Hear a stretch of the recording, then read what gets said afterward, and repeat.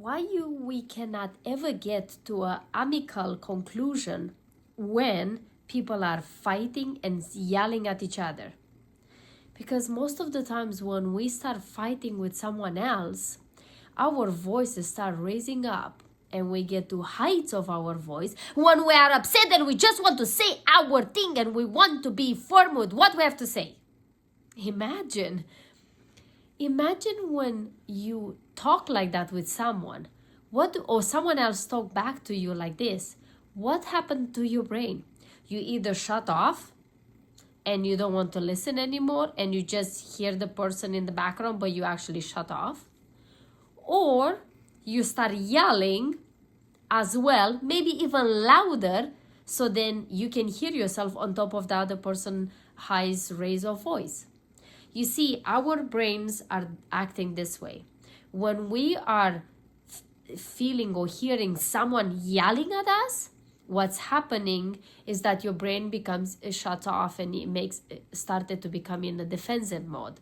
So like I said, we either gonna start yelling much higher and much harder and much higher than the other person, so then we feel above them, or we completely shut off and we don't even hear what they say. Because people don't fight.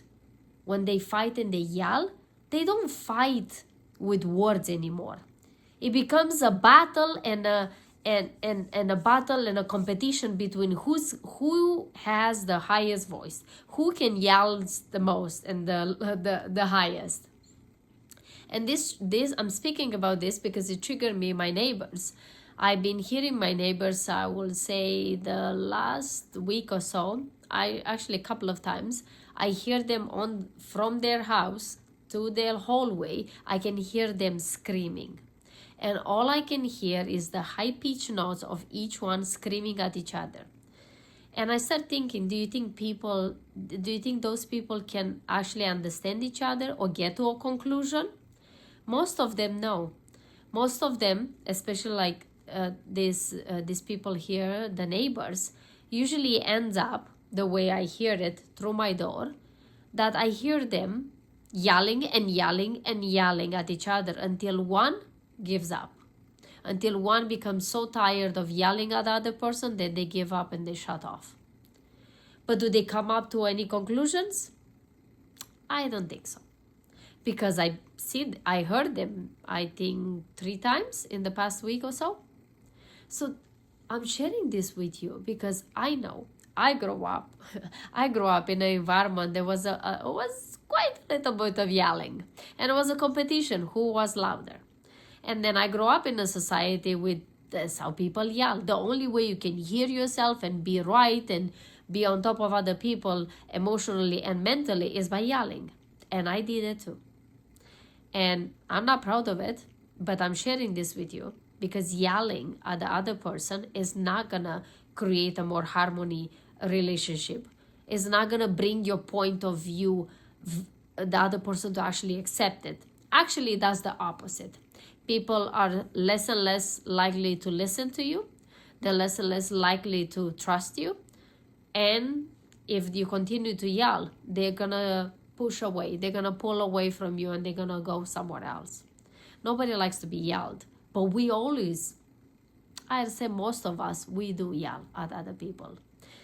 And I'm bringing this concept is because when it comes to the communication, when it comes to how we to communicate better with each other, is that raising our voice when we are excited is acceptable because people can feel through your voice how excited I am to tell you about this. But when you put the high voice with the anger and frustration, that can be felt too. Because there's a difference if I come to you and I speak, I am so upset with you today. You disappoint me tremendously. Then if I come and say to you, I am so upset with you and I'm so disappointed.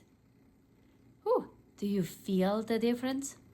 Even the fact that I said exactly the same thing, but my voice wasn't so up, and I either raised my voice, but even my voice, when my voice was raised, my whole facial expression changed too. My eyebrows start everything in my muscles start get tense. So when you get tense, you cringe in your face. And then you express even more of that frustration on the other person. And they don't just hear it, but they actually feel it when they see it in your face. But if you're able to understand that even if you're upset with someone else and you want to explain them or you want to share your opinion, if you just one thing you change, lower your volume, the conclusion is going to be totally different in your discussion. I cannot go and tell my neighbors how to speak. It's not my point. It's not my job to do that.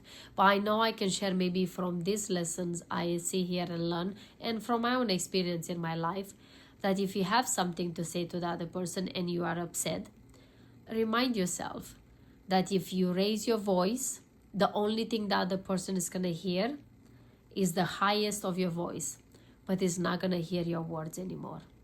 Is not going to understand you, and you will not going to get to a conclusion. And sooner or later, that discussion and communication is going to damage both of you. So I hope this helps you to become a little bit more awareness, and how do you use your voice? How do you use your volume of your voice?